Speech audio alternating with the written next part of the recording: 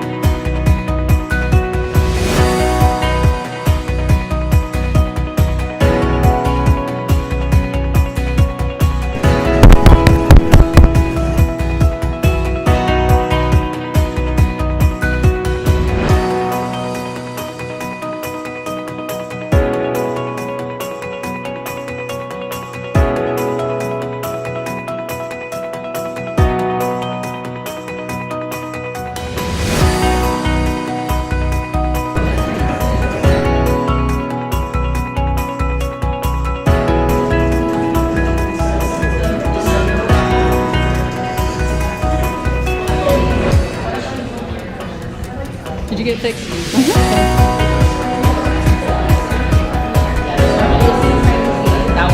Perfect. Yeah. So this is a live stream mic, but it will just lay up here because it's going through the house and you won't have to move it or wear it or anything. Right. Okay. Sandra, let me look. I was gonna say. And you're after Emma. And after Emma, yeah. So it would be Kylie and then Emma. Where's Kylie?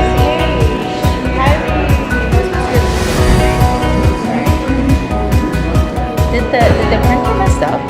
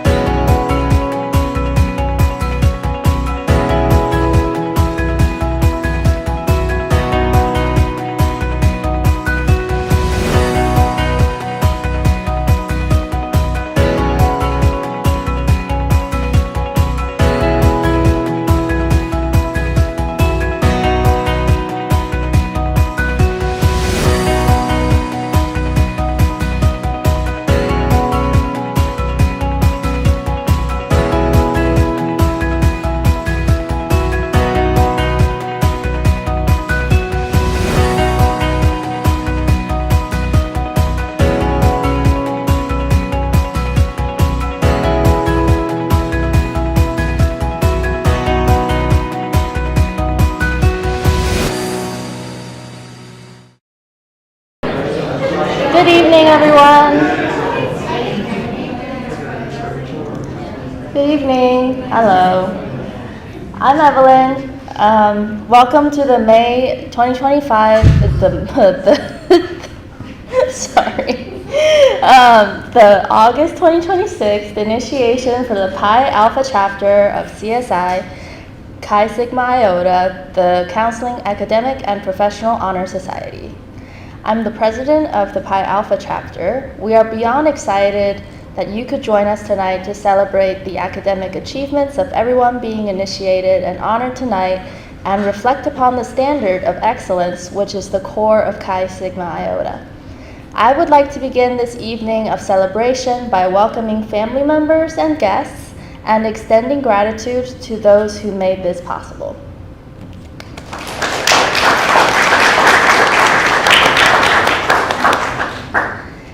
And now I'm going to introduce our guest speaker. Our keynote address is given tonight by Dr. Nathaniel Ivers. Dr. Ivers is a professor in the counseling department and the academic director of the Office of Online Education at Wake Forest University. He has worked at Wake Forest University since 2012 and has served in several leadership positions, including Associate Department Chair, and KCREP Liaison. Dr. Ivers holds professional counseling licenses in North Carolina and Texas. He's also a national certified counselor and the Human Services Board licensed practitioner. The majority of his counseling experience has been with the Latin Spanish-speaking immigrant population in Winston-Salem, North Carolina.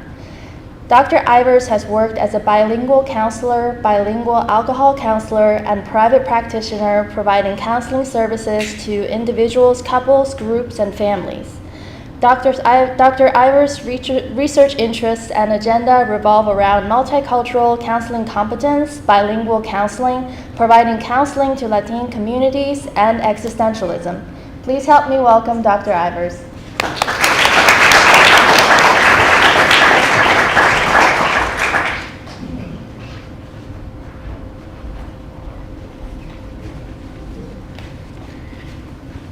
I'm very grateful to be here. I finished as chair of the department last year, and then I was given a year of research leave. And sometimes you don't realize the important things that you miss when you're gone for a year. And one of the things is just interacting with my colleagues during residency, seeing the students, gaining energy from you all about the profession because you're seeing it in a different way than maybe we are having graduated in like 2006 or 2009, and it's rejuvenating and really helpful in so many ways. I'd like to thank CSI for allowing me to be here. Thanks to all of my colleagues as well for giving me this honor and this opportunity to talk with you all. CSI is about a lot of things. I think the first thing that it's about is excellence. It's excellence in a lot of things, though. It's excellence in counseling. It's excellence in leadership. It's excellence in service. Lots of elements. But one key one is excellence in leadership, and that's one of the things I want to talk with you all about today. If you're like me and you hear that you're going to get a talk on leadership or you have to go to a training on leadership, you're like, oh my gosh, how do you define that? If you can't define it, why are you even telling me about it? That's how I felt last week. I was voluntold to go to a leadership training that was 3 days, 9 to 2. And there were a lot of other places I wanted to be. That was definitely not one of them. And I showed up and I was wondering, what are they going to teach me about leadership? And I saw the agenda and I was like, dang it, I could teach this. And then I started learning, and I realized, no, I can't. There's actually a lot that I could learn in this. I'm not changing my idea. I think leadership is a really difficult thing to define. There's no universal definition of it. But I also think that we have an idea of when we experience good leadership. We also have an idea of when we're experiencing leadership that may not be exactly what we want, or maybe it's missing the mark, or it's not engaging maybe in the right way. When I'm talking about leadership, though, I'm talking about it broadly. I'm not saying like a formal title that someone has. Not necessarily department chair or cake rep liaison, like some of the things that were shared. I'm talking about counselors. Counselors are inherently leaders. Why are you a leader? Because you're a facilitator. You're a supporter. You're a guider. You're a developer. And maybe most importantly, you help confront and you challenge and you help people become better. Counselors, I think, in a way, might define leadership better than any other quality that I can think of. So I would say excellence in counseling and excellence in leadership, in a way, is redundant. And I'm going to email CSI, and I'm sure they're going to want to hear my thoughts on it. But no, I think there is a little bit of redundancy there, but there is more than that, and more than the joke I just shared. There's a connection there that I think is really essential. And one of the things that I don't think leaders can get away from, regardless of what their role is, whether they're leading a family, whether they're a leader in their cohort, whether they're a leader amongst their friends, whether they're a leader of a, multi-billion-dollar organization, or whether they're the president of the university, I think all leaders have this particular thing in common.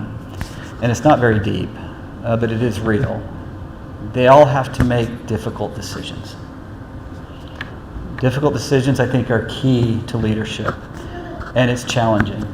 And that's why I think we have that phrase, heavy is the head that wears the crown. When we are leading people, we oftentimes have ethical dilemmas.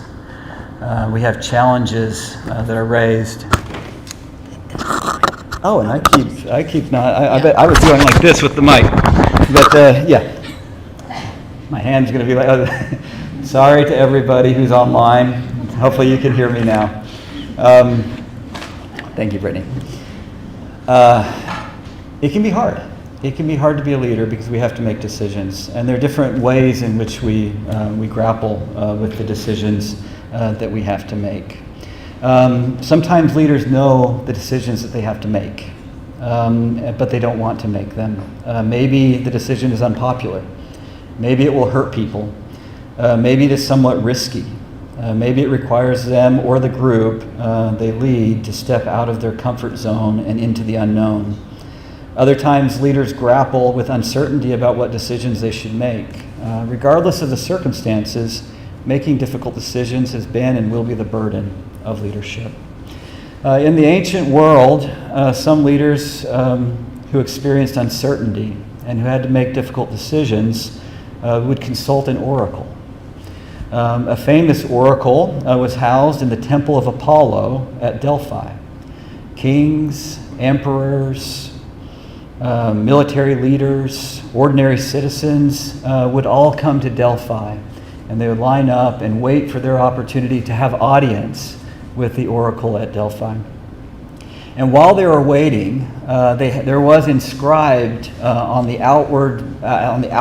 out-facing wall of the temple of Apollo, 3 ancient words of advice, or phrases of advice, I guess is a better way to put it. Know thyself, nothing in excess, surety, then ruin. So while people were waiting to talk with the oracle, they had that in their minds, hopefully, and they were thinking about that while there was commerce going on and there were collaborations and other things that were happening. Visitors who finally had their opportunity to talk with the oracle at Delphi would come in and they would verbally express their question, or they would have it written down on a tablet and they would share it with the oracle. The oracle would receive the question, would ponder the question, and then share a response that was usually in kind of fragmented sentences and also very abstract in nature. And then later a priest would take that and transform the abstract language that was shared into a poetic message for someone. There are a few famous examples of some of the messages that some leaders received at that time, and you may know some of these. There was a king of Lydia, King Croesus, if I'm saying that right, went to the oracle to determine if he should begin a war against Persia. He was told that if he waged war, a great empire would fall. Confident in the response, he attacked Persia, and sure enough, a great empire fell, his own. The Roman Emperor Nero visited the oracle and was told to beware the 73rd year. Nero interpreted this message as indicating that he would live a long life and die in old age. At that time, 73 was a very long life. However, he was overthrown and replaced as emperor soon after the message by a man named Galba, who was 73 years old. I'm not here to share that the oracles did or did not have visionary abilities. That goes beyond the scope of my practice and my abilities. We know that the inner chamber of the temple of Apollo sat on a fault line that emitted a petrochemical, likely ethylene, often used in plastics and antifreeze today, that has a sweet smell and induces euphoric trances in enclosed areas. However, that's still not the point. The point I'm trying to make is that the choices these leaders made based on the counsel they received from the oracle were likely strongly influenced by how well they heeded the advice inscribed on the outer wall. Specifically, the first teaching, know thyself. As leaders, making difficult and complicated decisions, it is essential that we know ourselves. And what do we need to know? We need to know what our guiding lights are. We need to know what our anchors are. We need to know what our vulnerabilities are. We need to know what our temptations are as well. What are your guiding lights? What are your anchors?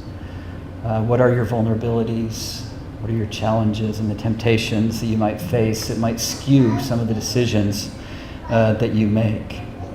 An anchor might be a deeply held value of yours. Maybe integrity. Maybe honesty. Maybe autonomy. Maybe doing good, beneficence.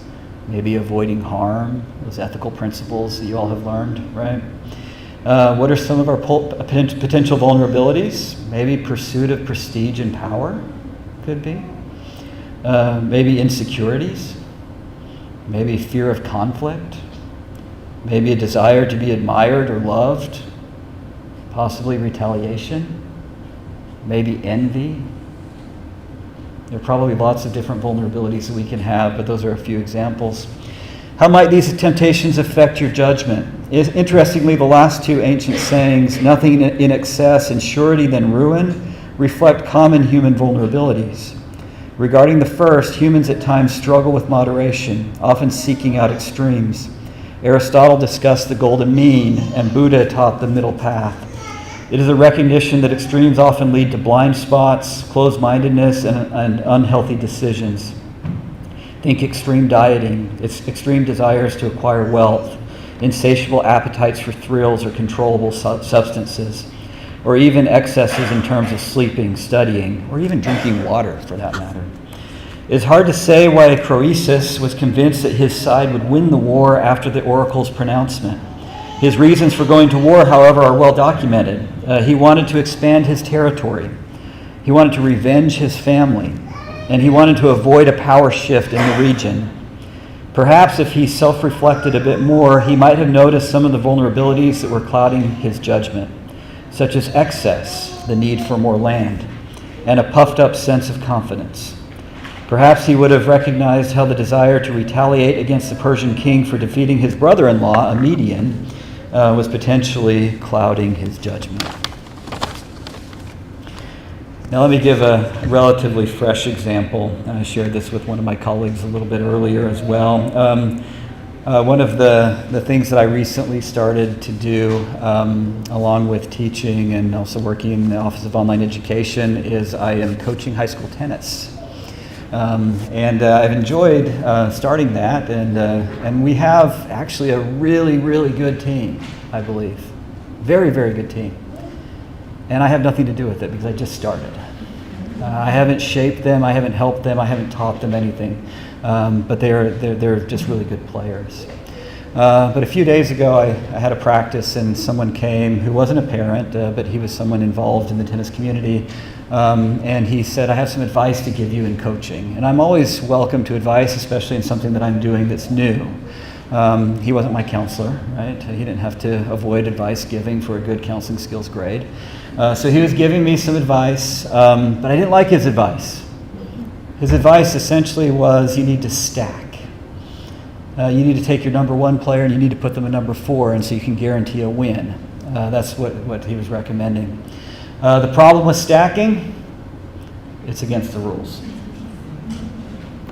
Very clear guidelines related to that. You're not allowed to stack. People have done it in the past and they've had to make a rule about it because it's an unfair advantage that could potentially allow one team to win when they have players who are not as worthy of winning. It's the wrong thing to do.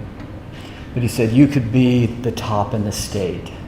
You all are probably a top 4 team, but you could win it all. Don't the girls deserve that? Don't they deserve to be the top? They need that. They're seniors. They deserve to have that opportunity.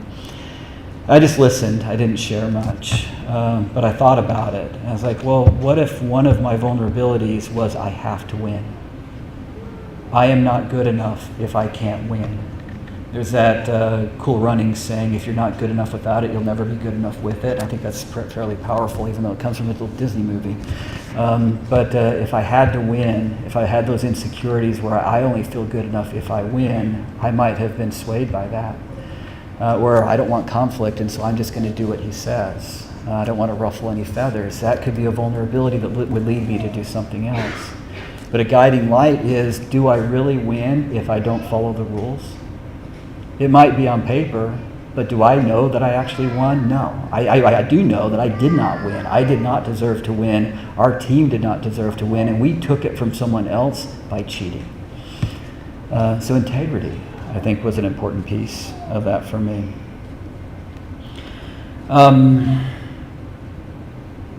Let's see. Speaking of integrity, well, I want to share a quick anecdote, actually, about a client. I was once working with a client who had conduct disorder. That might mean something to our counselors in training and others, but with conduct disorder, there's oftentimes almost an oppositional defiance. It's not oppositional defiance disorder, but there's certainly some elements of that. And he had that diagnosis as well, so it's comorbid. But didn't like rules, didn't like following rules, loved to break rules. And we were actually playing a game together once. We were playing Uno. And I beat him in Uno. And he got very upset at that. And I said, well, if you'd like, you can create the rules. And then we'll play again. And his rule that he created was that there would be no rules at all. And so I was like, okay. We had our cards. And I threw them down and I said, I win. And he's like, you can't do that. I was like, if there are no rules, who's to say I can't do that? And so that's one of the ways in which I was trying to teach him the importance of rules. Sometimes there are rules that are inappropriate and over the top and wrong, and hopefully we can advocate for things to change. And then sometimes if we don't have any rules at all, we have chaos and disorganization. Right? So anyway, I've been reading a book by one of the faculty colleagues in the Flossie department here at Wake Forest. His name is Christian Miller, Dr. Miller. The book is called The Honesty Crisis. I am just a few chapters in and cannot speak thoroughly and confidently about Dr. Miller's conclusions. However, I have enjoyed the book and was intrigued by a theory that he summarized called truth default theory. Basically, human beings, according to this theory, in general, have a tendency to tell the truth. That's a good thing. Most of us tell the truth. There's a very small percentage of people who don't tend to tell the truth very often, but most human beings in most situations tell the truth according to the research. However, when do mostly honest people not tell the truth? When it affects their goals. When it might affect one of the things that they want to achieve in their life. Then sometimes they will allow themselves some dishonesty. And it also happens when they think that they can get away with it as well. But by and large, most people follow the rules.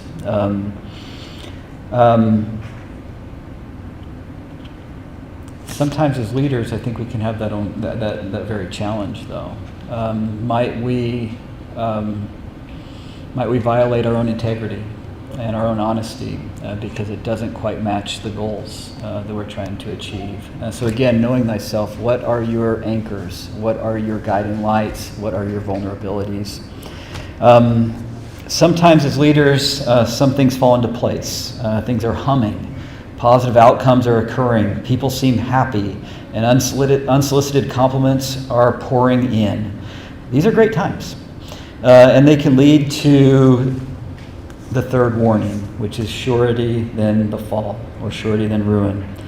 The wave of everything going right eventually crashes. The sense that I know what I am doing eventually gets squashed. Case in point, raising children. I have 6 kids. Oldest is 22, the youngest is 9. When my 2 oldest daughters were really young, things were working in terms of discipline like timeout and other things, and I started to get a little bit of a big head. I'm like, I'm a pretty darn good parent. It must be all this counseling training that I've received. And people were complimenting me about it. Wow, your kids are so good. They're so quiet in public. And I'm like, yeah, well, if you give them the expectations and then they'll follow. And, I was just kind of getting this big head. And then I had a son. And when he was about 2 years old, he was doing something that was unhealthy, or maybe could get him hurt, or maybe throwing a tantrum. And it's like, oh, let me just move him away from this. Let me pick him up and put him at my eye level. I probably should have gone down to his, but it probably still would have been the same problem. I picked him up at eye level, and I said, we don't do that, Nathan. Pop. Not me. He popped me in the nose. He hit me straight in the nose. And I'm like, we're not watching violent shows, and we're not engaging in corporal punishment, and there's no violence in our home. Where did he learn that? And some of the things that were working for my older 2 stopped working for him, and it was a humbling experience for me. And I think sometimes that's what life brings us. It sometimes makes us feel like we're gliding, like everything is going well, and then life happens, and we're like, oh, back to the drawing board, and there's a lot of learning that I still have to do in this. Humility is fairly easy to come by when everything's going right. But when we are taking our lumps, that's when it's the most important. I'm sorry, I did that the wrong way. When we're taking our lumps, humility comes easily, okay? I did write that correctly, and then I changed it. So when things are going poorly, sometimes it's easy to be teachable and to learn. When we are gliding high, that's sometimes where we need to be really careful. When we have that surety or that pride, that's oftentimes when some negative things can hit us. So in summary, I've already talked a long time. Leadership is hard.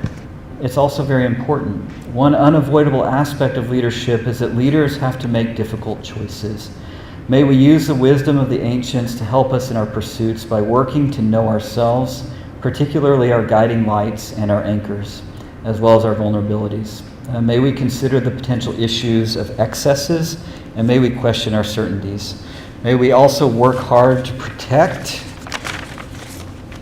our honesty and integrity in a world where it has become increasingly easier to be dishonest without consequences. Thank you all.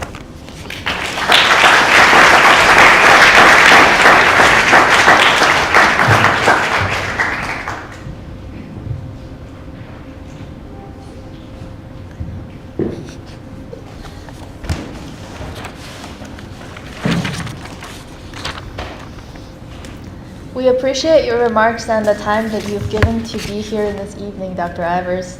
On behalf of the chapter, we'd like you to come up again so that we can offer you a token of appreciation.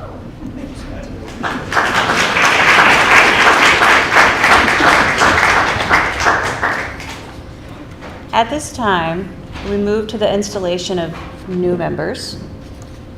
Chi Sigma Iota is the Counseling, Academic, and Professional Honor Society International.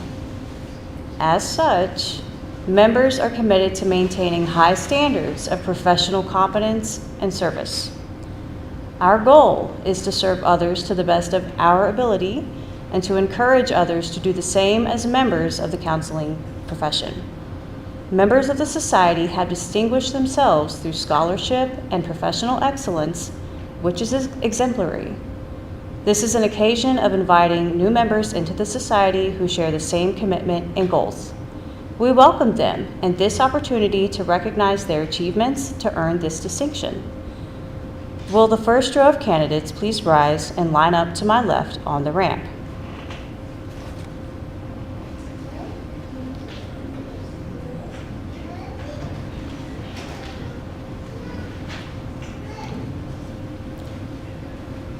Membership in the society will have a unique and special meaning to each of you.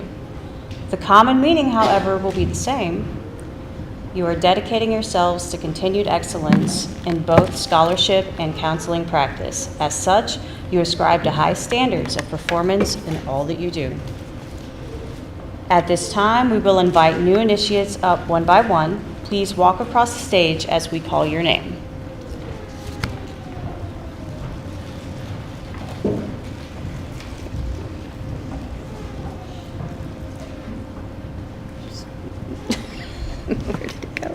I think the drivers forgot his own slides. Okay. No, you're good. It's fine. Michelle Crespo.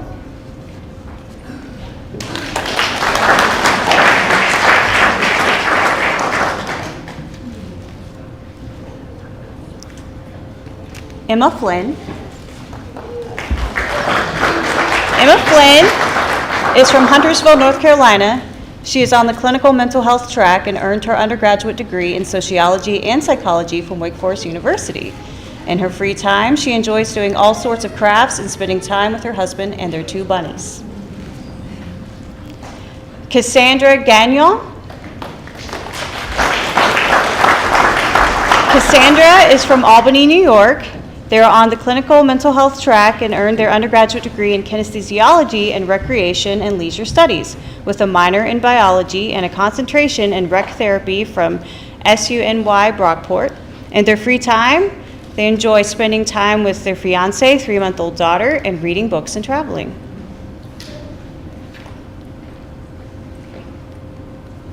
Casey Gressel.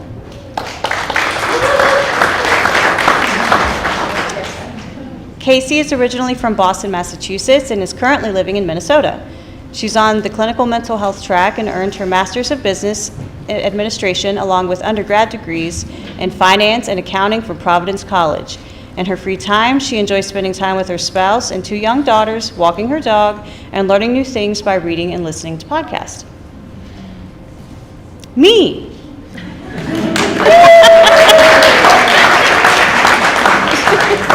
I'm from here, and I'm pursuing an MA in clinical mental health counseling. I'm supposed to graduate December of next year. I hope to work with children or adolescents or emerging adults with trauma, substance use. I'm also a visual artist. I occasionally hang downtown. I have a teenage son, several rescue animals, and I've been with my husband for 26 years. Yay. Veronica Hernandez Kindle.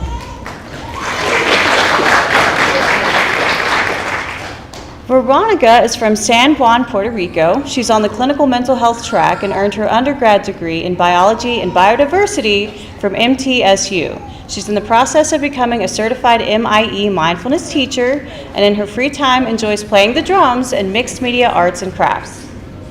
Thank you, Veronica. Elena K. Ingram. Elena, or Elan K. Ingram, is from Milton, North Carolina. She is on the clinical mental health counseling track, earned her bachelor's degree in psychology at Wingate University. In her free time, she enjoys watching sports, working out, and spending time with family and friends. Thank you. Catherine Massa.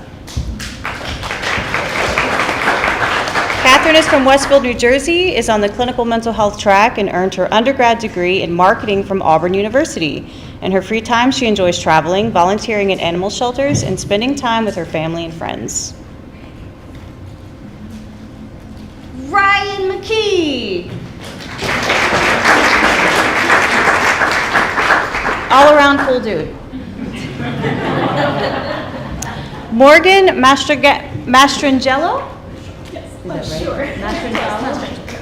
Mastrangelo. Thank you, Morgan. From Dallas, Texas. She's on the clinical mental health track and earned her undergrad degree in marketing and management from Texas Christian University. In her free time, she enjoys reading, spending time with friends and family, and volunteering in the greater Dallas community. Kendra Mullins is from Goddard, Kansas. She's on the clinical mental health track and earned her undergrad degree in psychology and social work from Tabor College. In her free time, she enjoys walking, watching baseball, and spending time with her husband and 2 daughters. Pam Pizzoli. From Annapolis, Maryland, she's in the clinical mental health counseling track and earned her undergrad degree in sociology from the University of Delaware and master's in college student development and counseling from Northeastern University.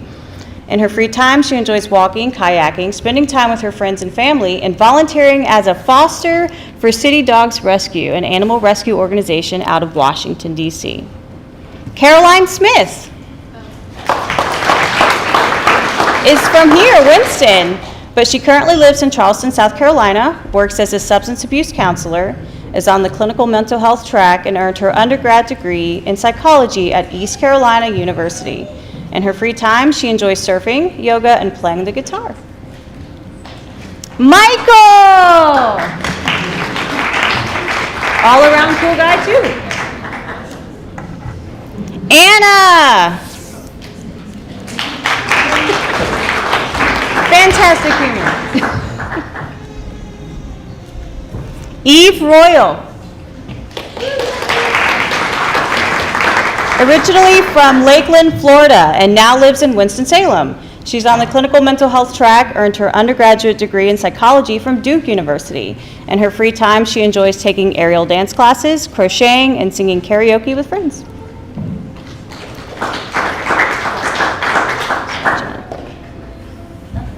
Is that Jenna? Yeah. Okay, Jenna Ruffo. From Salisbury, Maryland. She's on the clinical mental health track and earned her undergrad degree in sociology from Frostburg State University. In her free time, she enjoys yoga, reading, and being around her friends, family, and nieces. Madeline Washington. She's from Harrisonburg, Virginia. She's on the mental health counseling track and earned her undergrad degree in psychology from Christopher Newport University. In her free time, she enjoys traveling, trying out coffee shops, and spending time with family and friends.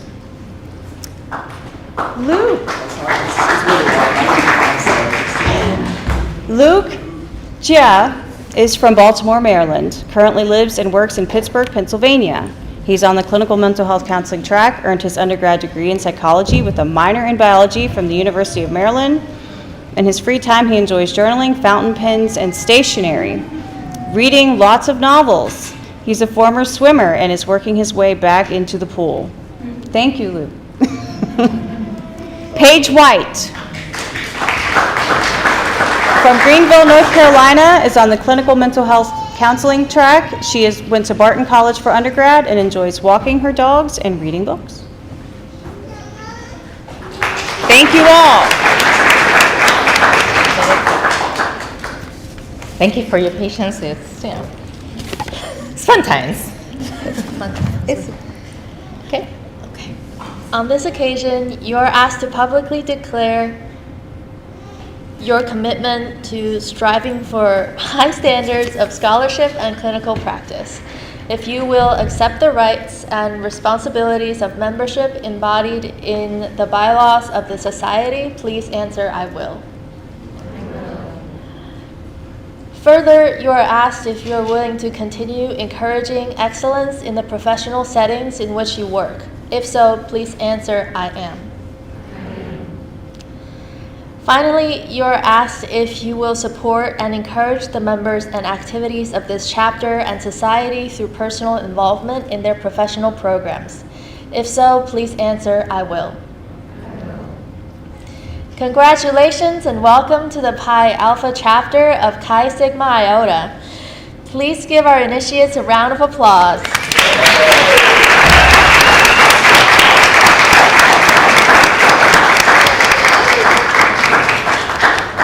Thank you.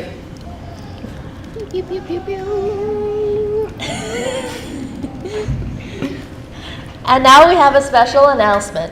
CSI would like to take a moment in this evening to recognize and show appreciation to a person who has shown dedication to helping every counseling student succeed. This individual is knowledgeable, reliable, compassionate, dependable, supportive, encouraging, and so much more.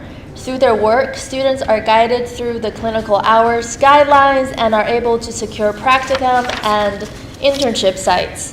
Thanks to the work of this individual puts in behind the scenes, our CSI YouTube runs smoothly and broadcasts initiation to our members and their families. Brittany, please make your way to the front so that we are able to recognize you in this evening.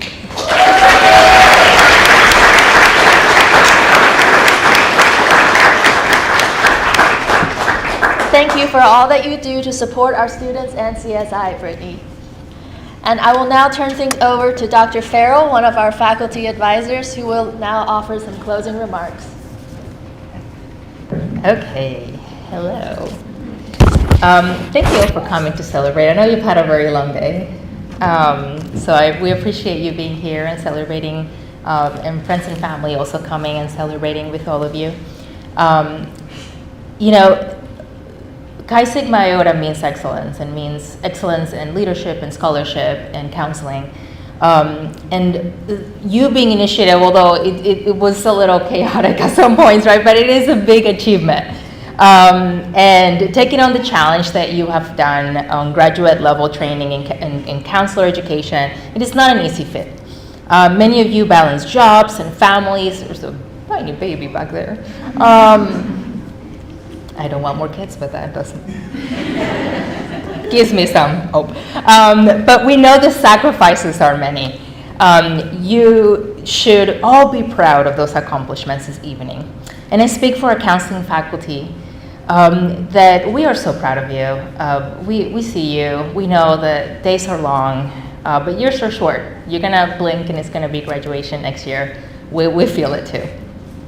So we hope that you continue to take pride in our profession that you have chosen and continue to strive for excellence as you become leaders in our field, as Dr. Ivers mentioned today.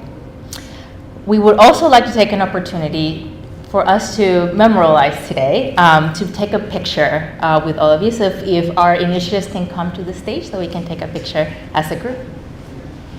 And then once the picture is done, friends, faculty, and students, we can go into the lobby for a small toast.